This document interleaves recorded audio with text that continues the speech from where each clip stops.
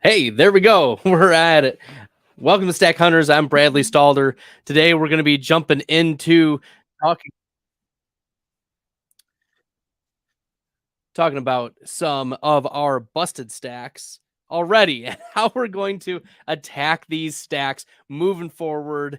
Like, what is our attitude toward our best ball teams? Is there any hope in the best ball realm at all? How are we going to fare? Is there any light at the end of the tunnel for some of our best ball teams? First, I'm going to get into some of my big time winning teams, and my microphone is like falling off right now. I don't know why it's deciding it wants to be difficult, but nevertheless, we're going to fix it. We're going to take just a second. We're experiencing some technical difficulties. I don't know why. I've never had an issue where my microphone is falling off, but here we go. Okay, we're back. We're here. Worst case, I will hold it and we will go through the rest of the pod with this heavy thing. Okay, here we go. So today we're going to get into the stacks that have failed you so far. How should we be faring? What should you do? Well, there's nothing you can do. It's your best ball league. You're stuck with them. But what is your attitude toward these and these terrible, terrible, hurtful? We're just going to rip off the band-aids, but we are going to talk about these players. So yeah, let's get into it. First player, and we're going to talk stacks here, right? Joe Burrow was drafted as the quarterback 6, right? Joe Burrow is the quarterback 6. And right now, Joe Burrow is quarterback 30 in terms of fantasy points scored on the season. And the reason why I'm going to use fantasy points scored so far is it's going to be a clear indication of how helpful they have been so far. Very helpful players will be ranked higher, right? We haven't experienced bye weeks yet. Some players have experienced injuries, but we'll talk about those, right? Joe Burrow, for instance, is dealing with a calf injury, and that is certainly limiting him and his ability to push the ball down the field. Burrow is bottom 3 in terms of NFL passer rating of passes thrown 20 or more yards down the field. And that's clearly affecting T. Higgins. Higgins has a 37.5% catch rate this season. That's disastrous. Like, that's not going to get it done. And looking at where T. Higgins and Jamar Chase are, right? Chase this season is 31st in fantasy points scored. He was being drafted at sometimes as the first player overall, sometimes the second wide receiver behind Justin Jefferson. So 31 points, 31 among wide receivers. That's mid wide receiver 3 range. That's not getting it done. And then looking at what T. Higgins has done, right? Higgins was drafted as the wide receiver 15. Now he's the wide receiver 41. He is outside the top 36. He's a wide receiver 4. So we expect better days are ahead for Chase and Burrow and Higgins. We've seen a spike week from Higgins. We've seen a spike week from Jamar Chase, but that's not getting it done for our best ball team so far. For both Higgins and Chase to exist as fantasy options in the same game, we need a healthy Joe Burrow. We can't afford to have Joe Burrow only giving us quarterback 20, quarterback 25, right? He was drafted too highly. So these stacks are going to destroy us, as long as he's still dealing with this calf injury. And it doesn't seem like it's going to go away, in the next week or so. So I would still expect that Joe Burrow, Jamar Chase, T. Higgins are going to keep your fantasy team hurting for a while. So this is not like dead in the water for sure. It's not dead in the water. Like, we're going to be talking about week 13, 14, 15, 16, 17, etc. Though we expect that Burrow will be fine and healthy for the playoffs. Problem is, right now, is your team going to be good enough to survive the first 13, 14 weeks to be able to get to the playoffs? I don't think that there's going to be a high rate of entry for Burrow, Higgins, Chase managers or best ball drafters, and so if that may make you unique, though, that may make you unique as you get into the playoffs, because if you were able to survive with Chase, Higgins, and Joe Burrow, then we're going to be in good shape moving forward. So there's a lot of upside. This is a short-term loss. Long-term should be just fine, but the short-term loss is going to be, a problem for us. So let me do one more thing, see if I can get it fixed.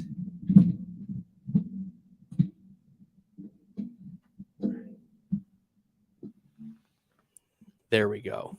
That's much better. Okay, cool.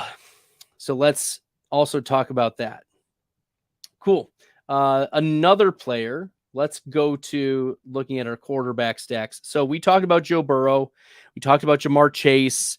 We talked about T. Higgins. Better days are ahead for the three of those. But when it comes to, Aaron Rodgers and your Aaron Rodgers, Garrett Wilson stacks, those are dead in the water. Those are absolutely dead. Not only is because Aaron Rodgers is out for the season, at least the regular season. There's been some hope that Aaron Rodgers will be back in the playoffs, but I mean, look, we'll see what kind of voodoo magic Aaron Rodgers is going to try to pull off, but he was being drafted. Rodgers is being drafted as the quarterback 16. And right now, through 3 weeks, Aaron Rodgers quarterback 40 in terms of fantasy points, total fantasy points. That is the same negative differential that Joe Burrow has. So Burrow was drafted 6th. He's now 30th. Rodgers 16th. He's 40th. He hasn't played since week 1 because of the Achilles injury. The differential is massive. 24 point ranking differential between what Rodgers was being drafted as and his current fantasy point ranking. So how is this affecting, in particular, Garrett Wilson? Garrett Wilson was being drafted as the wide receiver 9, and right now he is the wide receiver 28. So a differential of 19. That's no bueno. In fact, among the top 60 wide receivers, that is the 23rd worst. So Garrett Wilson's still a super productive wide receiver, but this is exactly what I predicted right off the bat with the Aaron Rodgers injury, was that Garrett Wilson was going to be a mid-pack wide receiver 3. And he's about a wide receiver 3, wide receiver 28 in fantasy points so far this season. That's not getting it done. It's not justifying a back end of the first, early second round pick, and so probably being drafted. Yeah, these wide receivers like Jamar Chase being drafted 2nd, now being 31st. AJ Brown, we'll talk about in a second. He was being drafted as the 6th wide receiver overall and now 29th in fantasy points. So even the most uber talented wide receivers in terrible situations are going to give you wide receiver 3 performances. They're just not living up to that elite upside and consistent floor that you were drafting them for. So are better days ahead for Garrett Wilson? No, better days are not ahead for Garrett Wilson. We're in trouble here. Garrett Wilson, we're in trouble. It's not going to be looking too good for our boy Garrett Wilson. Okay. Cool. I mean, it's not cool. You're probably in deep doo-doo. You're just hoping that it's the Deshaun Watson and Amari Cooper with the bring back of Garrett Wilson. You're hoping that you have some of that cycled into your stacks. Let's talk some more of the stacks that have let you down. A pretty big letdown as well. Justin Fields being drafted as the quarterback 5 this offseason is now the quarterback 21 in fantasy points scored. That is a differential of ranking of 16 spots. So obviously you Justin Fields drafters, if you're drafting in the 4-5 turn, or some were drafting him at the 3-4 turn, being let down being let down by Fields, his performance. I mean, we can talk.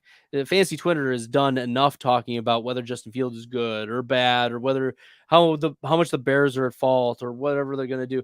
But the reality is, we're in trouble for Justin Fields moving forward. Like, better days are ahead. I don't think he's going to be maintaining quarterback 21. He's just too talented as a rusher. And we also have to remember, we've seen the script before for Justin Fields. We've seen this script before. Justin Fields was not playing well the first couple weeks of last season, and then he absolutely turned on the Jets. The offense knew how to use him, and I think it'll take a few weeks. So I think Fields can get back into, that top 12 with a few more spike weeks. But returning on quarterback 5 is going to be very difficult when you already have, Justin Herbert, Tua, and Patrick Mahomes in the top 5 as well. And then Jalen Hurts is at 7. So it's going to be difficult for Justin Fields to get back into the top 5, given this really, really rough start. But I could see him easily getting back into top 12. And if I'm redrafting today, I think a good question is, are we going to go with Justin Fields or Trevor Lawrence? I think the answer is still Justin Fields, despite the fact that Lawrence has played just a little bit better in terms of fantasy through the first 3 weeks, in terms of fantasy that you were doing. Okay. So let's talk about Trevor Lawrence here. Are better days ahead for the Jaguars? Yes, but we've also seen a lot of brokenness in this Jaguars offense. Zay Jones is an integral part of the Jags offense. He's been dealing with a knee injury. He almost came down with a couple touchdowns.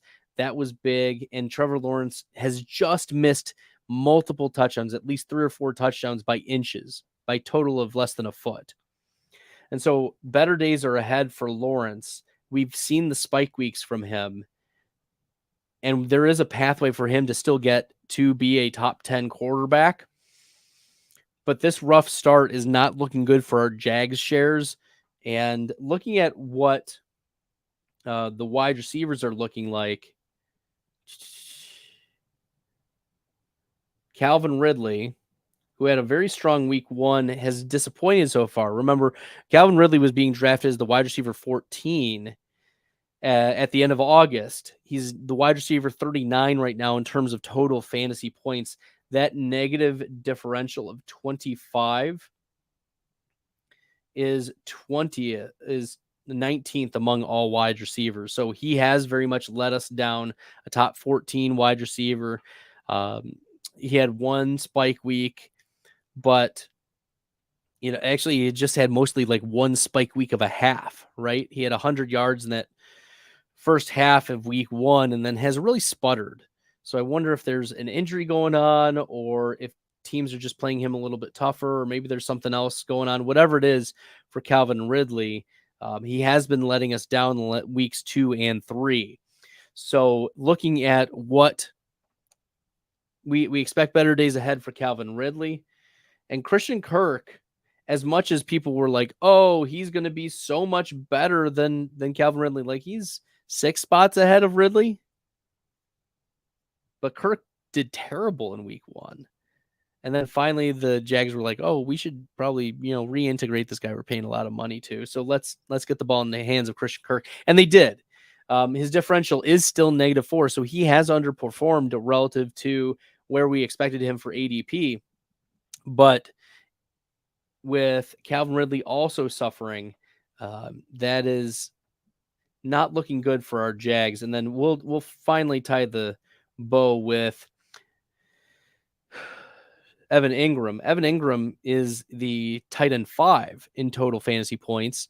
He was being drafted as the tight end 8, so he's actually outperformed. So the little give and take probably for Kirk is Evan Ingram's bump up, which was Kirk's bump down, and Ridley has disappointed so far.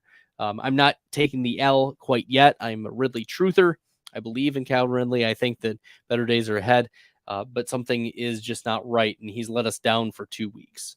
So we will see if Trevor Lawrence plus Calvin Ridley resurgence can get us back into Lawrence being a top 10 option week to week with spike weeks, 25 points in the ranges of outcome for Trevor Lawrence.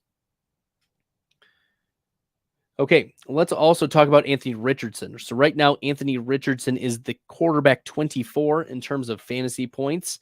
He was being drafted as the quarterback 11, and he's fourth in differential, negative differential. So Richardson has let us down, but it's not because of his performance, it's because of the injury, right? He's missed a significant amount of week 2 and then all of week 3 due to the concussion. And we like Anthony Richardson. It's not only that he's a fantasy point scorer, it's that he was doing it in lots of ways. He was completing passes, about 63% completion rate. He was getting goal line work. Jonathan Taylor is not there. So Anthony Richardson is a player that if people are like worried or scared or anything, he's a baller. Like, go buy low on Anthony Richardson. I think better days are ahead for those who drafted a lot of Anthony Richardson, and he's going to pay off his quarterback 11 despite the slow start due to the concussion. He's expected to get back into it in week 4 and moving on. So Anthony Richardson's a player that we need to be having more optimism moving forward. Played very well in week 1. He showed he was the real deal. And I think that we can be pretty confident in Anthony Richardson's shares. I don't think our confidence is shaken with Anthony Richardson. Okay, one other quarterback stack that I want to talk about, Daniel Jones. So I don't know if y'all saw, the thumbnail is Daniel Jones and Darren Waller. And Darren Waller, we'll talk about him in a second, but Daniel Jones is tied for the 5th worst differential among quarterbacks. Jones was being drafted as the quarterback 13. He's now the quarterback 23 in terms of total fantasy points. That differential of ranking is -10. That's tied with Trevor Lawrence. So the question is, are better days ahead for Daniel Jones? In watching what's been happening, the answer is no. The answer is no for Daniel Jones. He got lots of fantasy points against the Arizona Cardinals. If you're not getting fantasy points against the Arizona Cardinals, then you're in a lot of trouble. Dak Prescott. Anyways, Daniel Jones has massively let us down this year. And, I mean, especially because if you were taking Daniel Jones in your fantasy drafts, you were probably not going after one of the elite quarterbacks, and you were saying, hey, I'm probably going to double tap Daniel Jones and Anthony Richardson, for instance. And the problem with that is Anthony Richardson's been out and Daniel Jones has flopped. That's the risk you take with double tapping these mid quarterbacks, right? It's the risk you take. So we're not very happy with that. Darren Waller's differential, he was being drafted as the tight end 4 at the end of the offseason. He's the tight end 8 in fantasy points, total fantasy points on the season so far. And it hasn't felt great and it hasn't looked great. And Darren Waller hasn't looked like himself. I mean, his PFF receiving grade isn't great. His yards per route run are down. He at one point was number 1 in the NFL in tight end receiving yards. And now we've seen some pretty tough defenses limit Waller. So can he get back to leading he leads the Giants in targets because he's the best player that they have, and Saquon Barkley, still dealing with his ankle issue. But yeah, we should be concerned about Darren Waller, returning on top 4 tight end fantasy ranking because you're drafting him for that. He's being drafted, ahead of your Pat Freiermuths, right?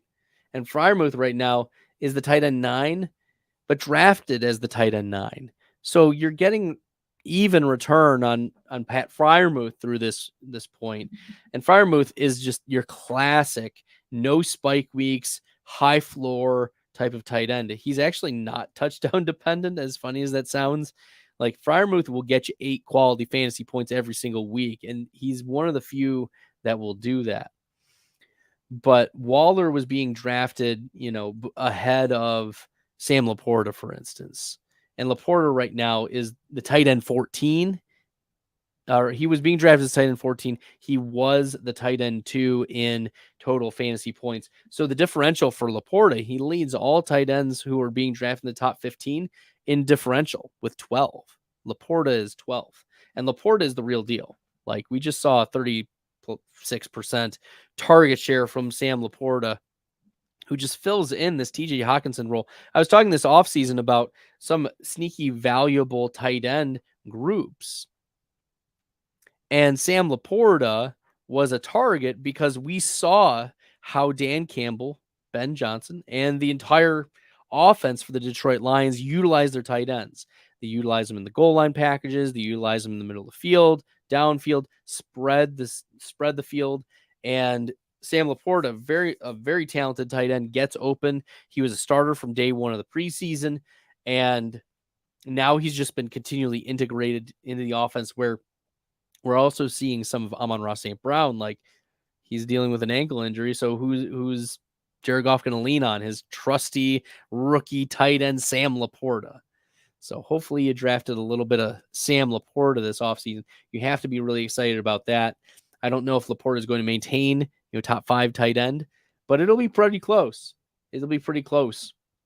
We like the spike weeks we see from Laporta, and it's really hard. Here's the thing: is if a tight end has 1 or 2 massive spike weeks, that more than pays off their ADP.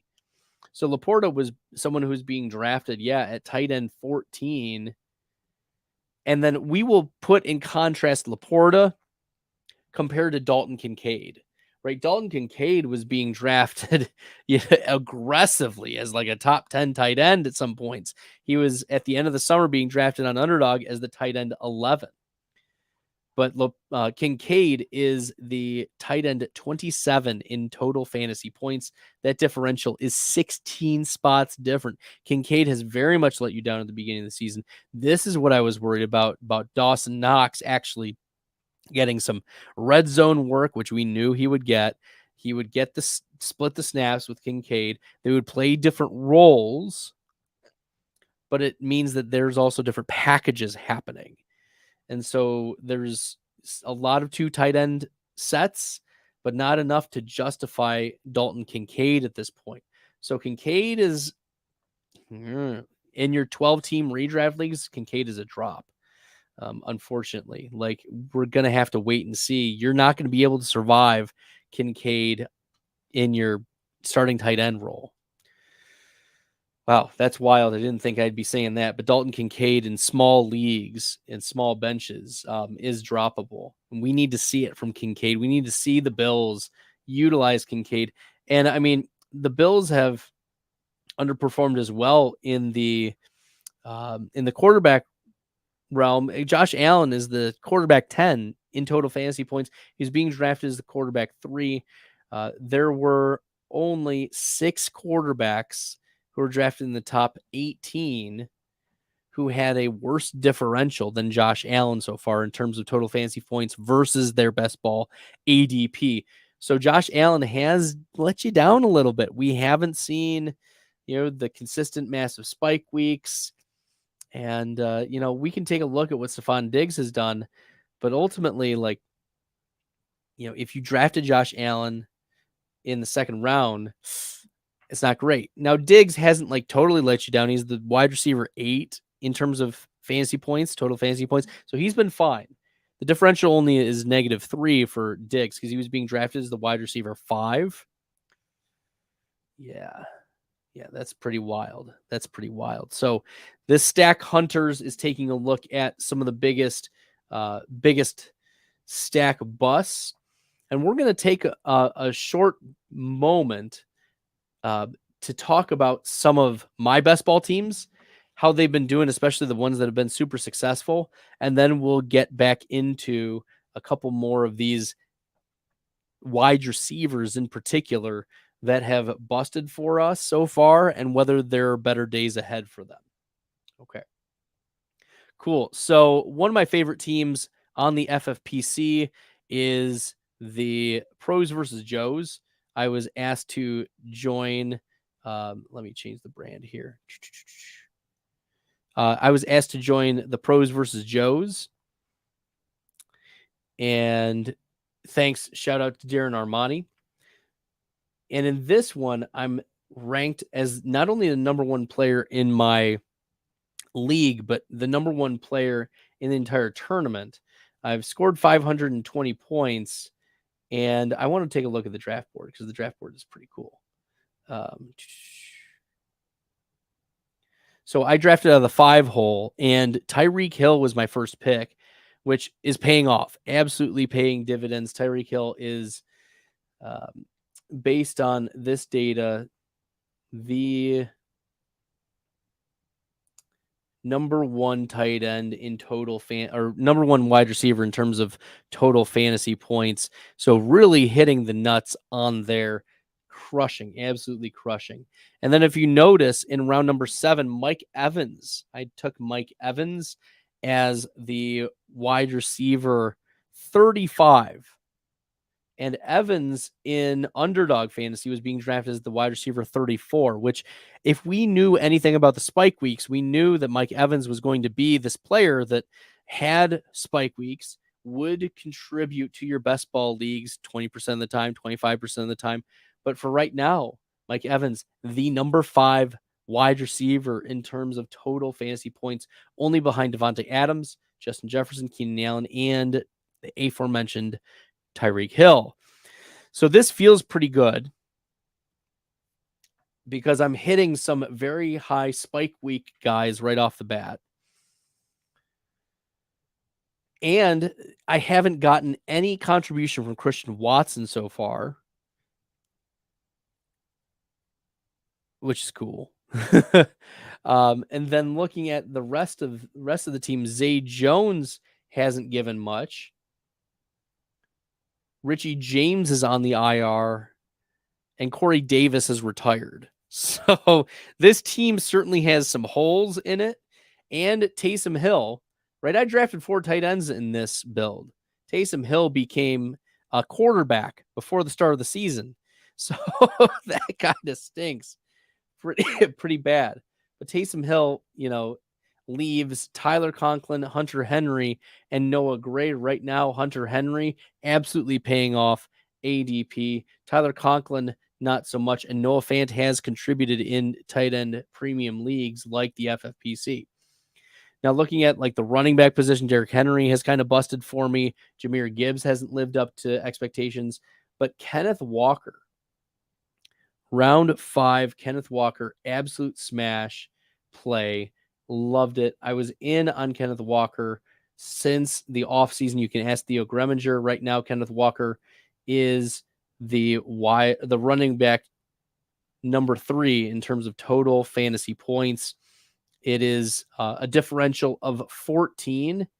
And looking at the highest differentials, Kenneth Walker is 3rd in differential of total fantasy points versus ADP. The only ones that are higher, DeAndre Swift, who I was high on this offseason, was being drafted as the running back 29, and he's the running back 11 right now. And James Conner, being drafted as the running back 26, is the running back 8 right now. So these 3 players, James Conner, DeAndre Swift, and Kenneth Walker, have absolutely crushed. And then, James Cook as well is 4th in terms of running back point differential versus ADP. So there's massive value that have come out of Kenneth Walker. And then, of course, Devon Achane, right? Devon Achane as running back 42. I only drafted 5 running backs, and one of them is already out for the season, J.K. Dobbins. Yikes. So running back 20, that certainly hurts. But with all the other busts in that line, like Rachaad White has done terrible, even though total fantasy points, he's been okay. Definitely not justifying round 6 pick. Miles Sanders has not played well. Dameon Pierce has not played well. Cam Akers has not played well. So as much as it hurts that J.K. Dobbins is out, relative to the other running backs around him, that's not been terrible. Yeah. Maybe going with DeAndre Swift over J.K. Dobbins would look even better right now, but can't win them all. Cannot win them all. This is the team, the Tyreek Hill, Henry, Gibbs team, not just number one in the division, but number one overall in the pros versus Joes contest. Okay. So the other best ball teams that I wanted to take a look at with you were my best ball mania teams. I only did 21 teams so far in Best Ball Mania for this year. Underdog is out of state. And so when I go out of state, all of these are slow drafts, almost all of them. I think there are maybe like 2 or 3 fast drafts, but almost all of these are slow drafts. And I have 3 of the 21 as first place. 2 more are second place. So 5 out of the 21 are advancing. And then I have 1, 2, 3, 4, 5 that are third place. So 10 out of my 21 entries here are in the top 3 spots, which ends up being like 48%, or the expectation is it's about 25%. And then I have 3 in first place. 3 out of 21 is 14%. You'd expect 8% first place. So these are turning out pretty well. And not only that, but looking at this, is it this team? Yeah, the 464 team. So this 464 team is not only, crushing like 80 points ahead of the next team. Yeah, let's look at this team. How did this team turn out? We're looking at the draft board. So for this team that is in the top 1,500 or so of over 650,000, I started with Diggs and then went Adams and then Debo. So went 3 straight wide receivers, then Lamar Jackson, and then once again, Kenneth Walker in the 5th round. So 5th round, Kenneth Walker, just like Matt Kelly and I were saying, Kenneth Walker, round 5, was the smash pick. Like, imagine drafting Najee Harris over Kenneth Walker. Dameon Pierce over Kenneth Walker, right? This is wild stuff. So Diggs, Adams, Debo in the 3rd round. I love drafting Debo in the 3rd round. And then Lamar Jackson, Kenneth Walker, TJ Hawkinson, and then Jordan Addison coming back, and then DeAndre Swift in the 8th round here. Wow, Brian Robinson in the 9th. So this was a late anchor running back team with some high upside swings with Swift and a high floor guy with Brian Robinson. And then we stacked Kirk with Addison and TJ Hawkinson. And then looking at the end of the draft, Richie James, I was so in on Richie James. This is gross. But Hunter Henry was there. So Henry plus TJ Hawkinson were massive contributors. Michael Wilson has yet to really hit, but Tajay Spears and Tyler Algier were perfect later round running backs. Tajay Spears can definitely step in if Derrick Henry gets hurt. And Tyler Algier had a great week 1. So yes, this is a team that is in the top 1,500 or so out of over 650,000. So like the top 0.0 or 0.5%. It's a really good team so far through the first 3 weeks.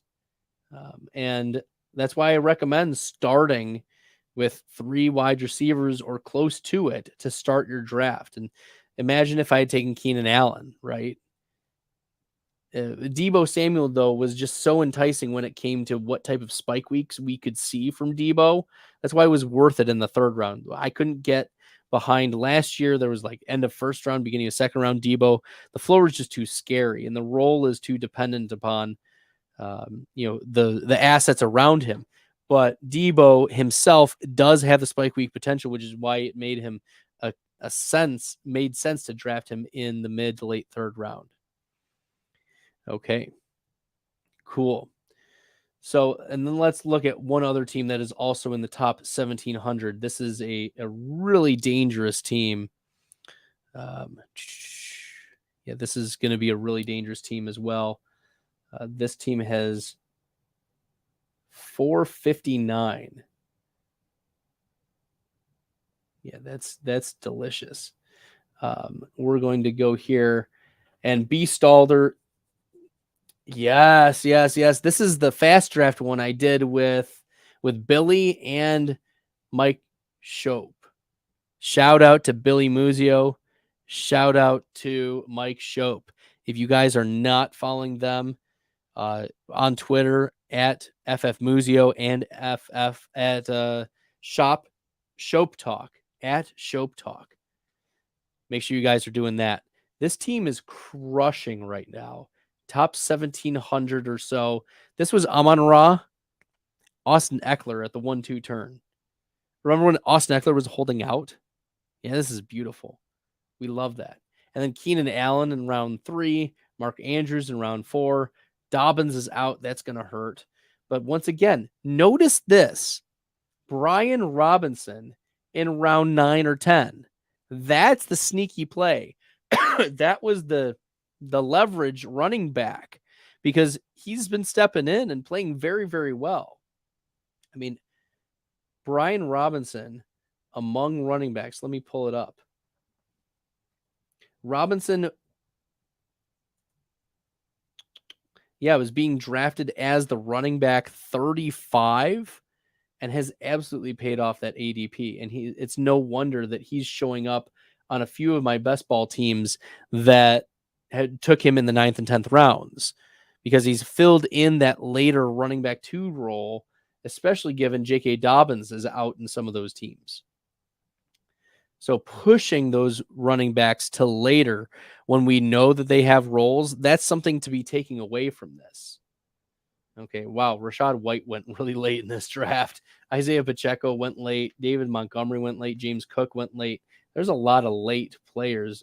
This was back when Tony was being drafted in the 7th round. Like, this draft happened in May. This draft happened in May of 2023. So we can see some wonky ADPs, right? I'm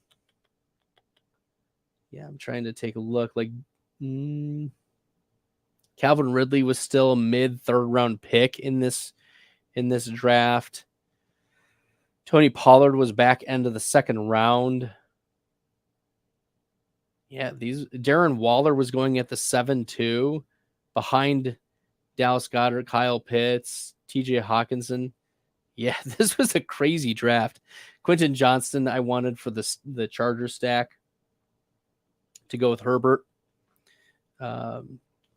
Jacoby Myers is looking pretty good. Tim Patrick is out with the ACL. Leonard Fournette hasn't signed with anyone, but drafting Raheem Mostert late as well. This team is looking pretty good. Marvin Mims is on this team. Absolutely. Jaden Reed has played well. There's a lot of pieces in this team that continue to hit.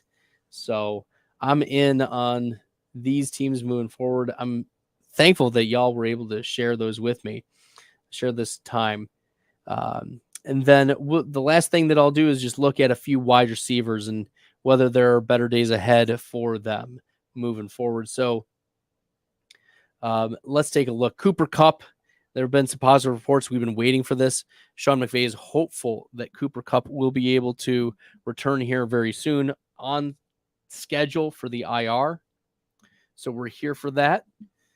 Kupp right now leads all wide receivers in terms of rank versus point rank differential at negative 143 because Kupp was being drafted 4th overall. So your Kupp teams are pretty sunk.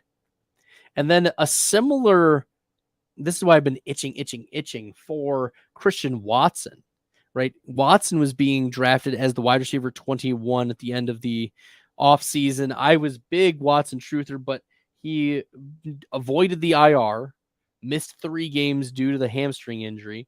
Should be good to go here in week 4 against the Lions. Should be a massive shift, a massive game. But Watson right now is at a negative 126 point rank differential compared to ADP. So we expect better things from Christian Watson. So Kupp and Watson, better days ahead for sure. And then Jameson Williams. Yeah, so he's out for 3 more games. After Thursday's game, it'll be 2 more. So we want to start picking him up off of waivers in our redraft here in about a week or two. Just a stash. We need to see it from Jameson Williams before we start putting him into any sort of lineup. There have been just a lot of flags that we've seen for Jameson Williams, partly because of his one season of profile production. He does have the first round pedigree. I love comping him to Will Fuller. That's my favorite comp of Jameson Williams, given his speed, given his skinny frame, tall, skinny frame. He's a downfield threat. It was Jameson Williams and Marvin Mims were the only 2 players 2 years ago with 20 or more yards per reception in college and a 60% catch rate on passes. So I think Jameson Williams is going to deliver. It's kind of hurtful because I was drafting him as like the wide receiver 36 in way too early best ball drafts, and now he's missing 6 games, and that's going to really, really hurt. So I do think better days are ahead for Jameson Williams.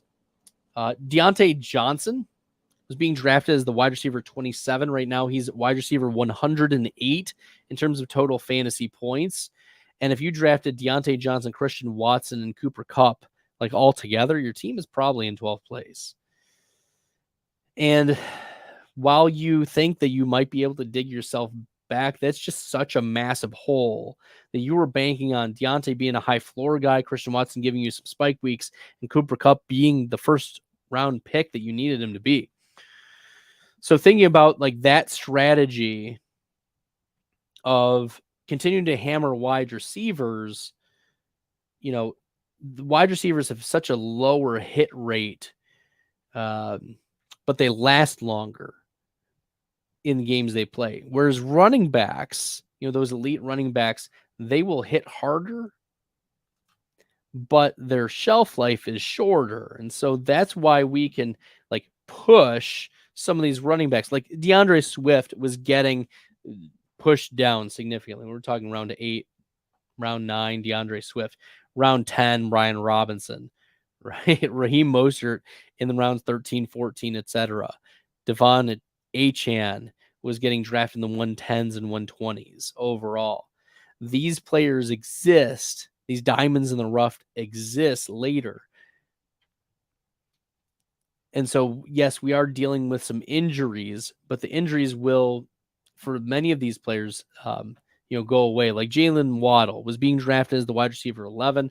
Right now, he's wide receiver 57 in terms of total fantasy points. So if you had drafted Jalen Waddle, but not Tyreek Hill, your wide receiver room could be looking pretty rough. Like you decide to pivot, you decide to be a little unique and go Kupp and Waddle, stacking with Tua.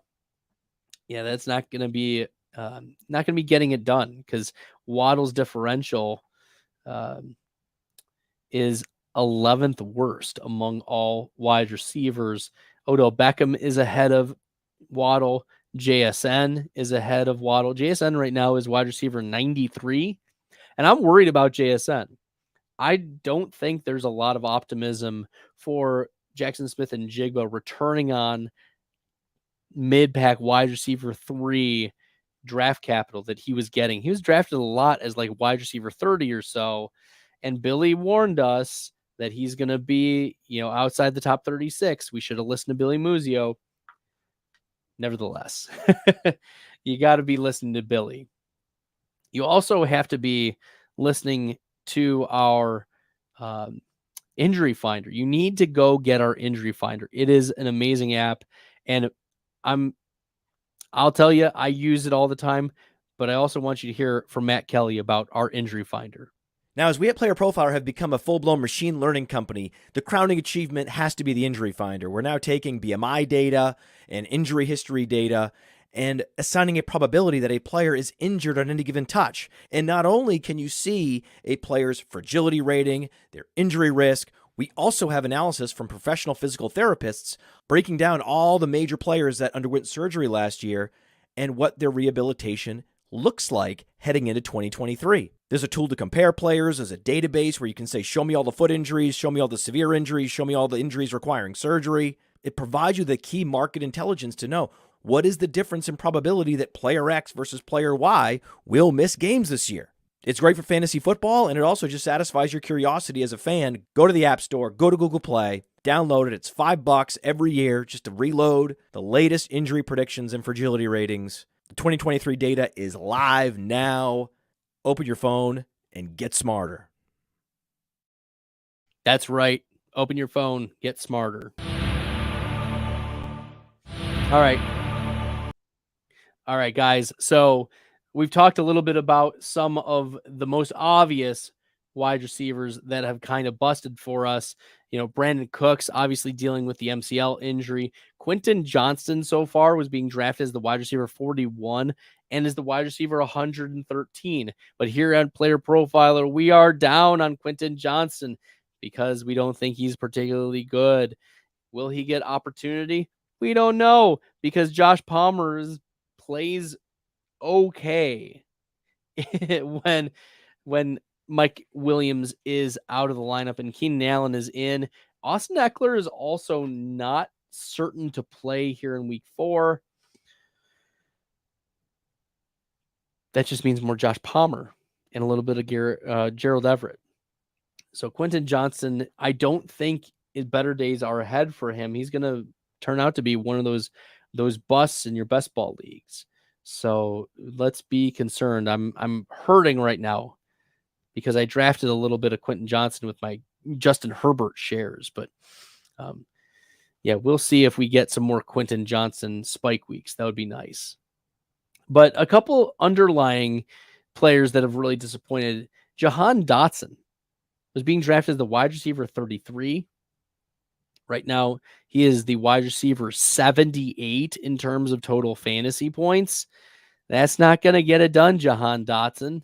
He's not dealing with an injury that we know of, and the offense for the Washington Commanders just looks a little broken. Like, there have been times where Dotson's been open and Sam Howell has just simply not hit him. So I have major red flags for Jahan Dotson from a fantasy perspective moving forward rest of the season. So if you're banking on Jahan Dotson being your wide receiver 3 and being like a high floor guy, he's not shown that through the first 3 weeks of the season. He had a nice high floor and an even higher ceiling than Terry McLaurin last year, but McLaurin has also suffered. McLaurin was being drafted as the wide receiver 26, currently the wide receiver 45 in terms of fantasy points, total fantasy points, -19 ranking differential versus ADP this offseason. So both Dotson and McLaurin have failed you. It's not that, oh, one is doing better than the other. No, they both are sucking so far this year. Judy is low because of the injury from week 1, but he also hasn't looked great. Drake London, we know the drill with Drake London. We know that the Atlanta Falcons have just not gotten him the ball. Desmond Ridder looks as bad as Marcus Mariota did last year, and there's not a lot of pass volume to go around for Drake London. You have to be down on Drake London. He was a bad pick at wide receiver 23. He was an avoid for me in most spots. It's too bad because he's uber talented. I wish that we could be more in on Drake London. Can he get back into the wide receiver 4s? Sure. But like Kyle Pitts is tight end 21 in total fantasy points. If there was even a half decent or competent quarterback throwing at a league average volume, we'd be looking at a wide receiver 30 for Drake London. And we would be looking at tight end 7, tight end 6, tight end 7 for Kyle Pitts. But in this case, the Atlanta Falcons have really let us down so far. Another disappointing player has been Juju Smith-Schuster being drafted as wide receiver 53. outside the top 80 in terms of total wide receiver fantasy points. Yuck. Yikes. Disaster zone. And Juju is just losing snaps to everybody. Hunter Henry, Mike Gesicki, they're all playing in the slot. Demario Davis is getting run. Devontae Parker missed a game, but has still been playing some. It's just been an absolute mess for Juju. He was a massive avoid for me this offseason. I don't think I took almost any Juju Smith-Schuster across 300, 400 fantasy drafts. Can't do it.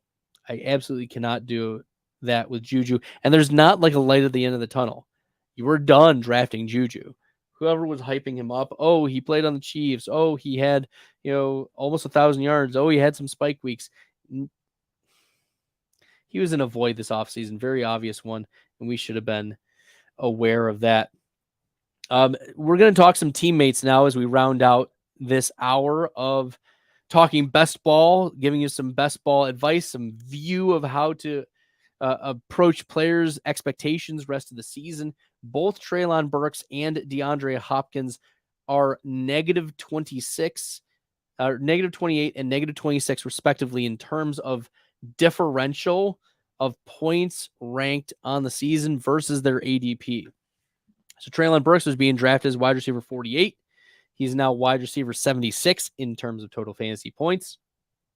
And DeAndre Hopkins is wide receiver 50, despite being drafted as a top 24 wide receiver. The Hopkins one really hurts me. I was drafting a lot of DeAndre Hopkins. Tennessee is awful, and I don't think better days are ahead for them, even if they put in Will Levis. Like, does Levis have the vision? Does Levis have the offensive line to protect him? Is there the coaching in place to support Levis to take over? I don't know. And Malik Willis is also there. Like, are we going to see Malik Willis again? We know we have Malik Willis, and it isn't good. Yikes. If this is what decent enough Ryan Tannehill is, these stacks are not working out for us. So we should be majorly concerned about our Tennessee shares rest of season. Let's also talk Philadelphia Eagles. A.J. Brown was being drafted as the wide receiver 6. He's the wide receiver 29 in total fantasy points.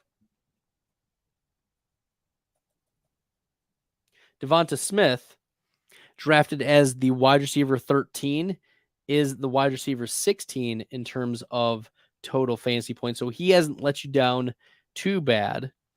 But then Dallas Goedert has really hurt you. He was being drafted as the tight end 7 and is the tight end 32. Among tight ends being drafted in the top 15.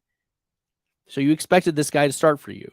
Among those types of tight ends, Goddard has the second worst point differential versus point rank differential versus ADP among the top 15 tight ends in ADP. The only one worse, the only tight end worse, who has paid off worse than Dallas Goedert so far this season, Dalton Schultz.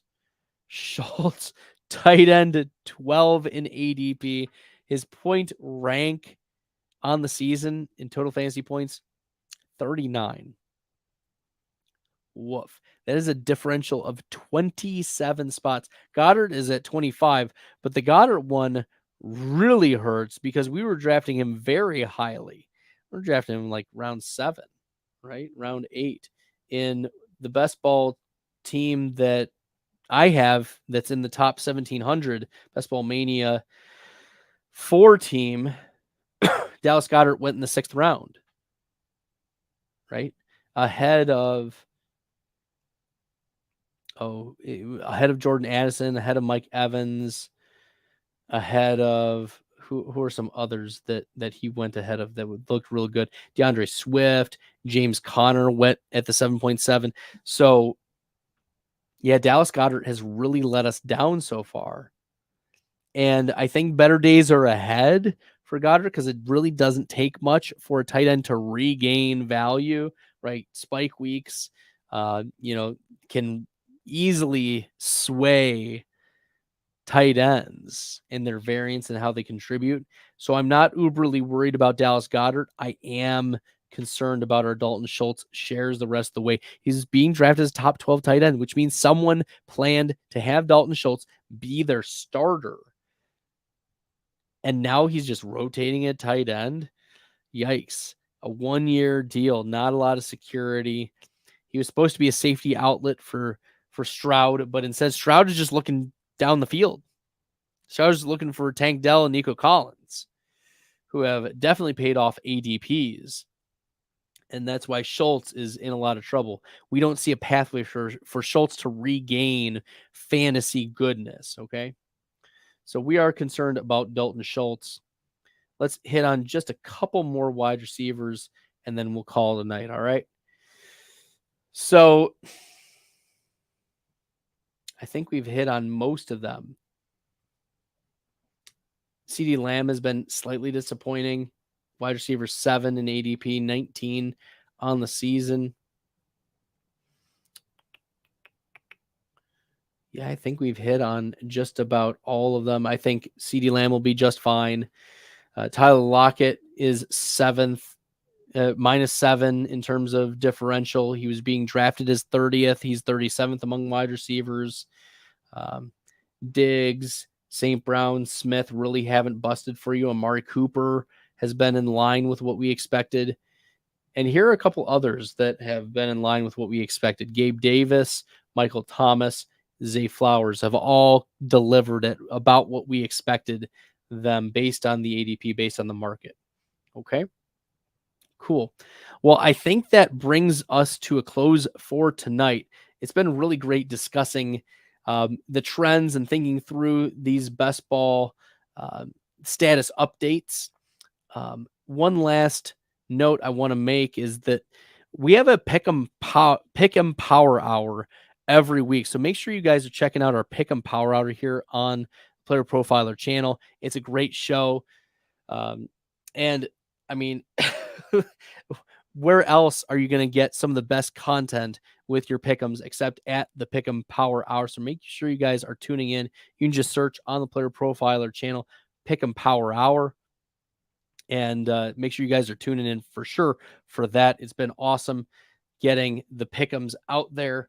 And then lastly, tomorrow, if you guys like the content, you found this helpful, make sure you guys are subscribing, but also make sure that you guys are checking out the Thursday Night Football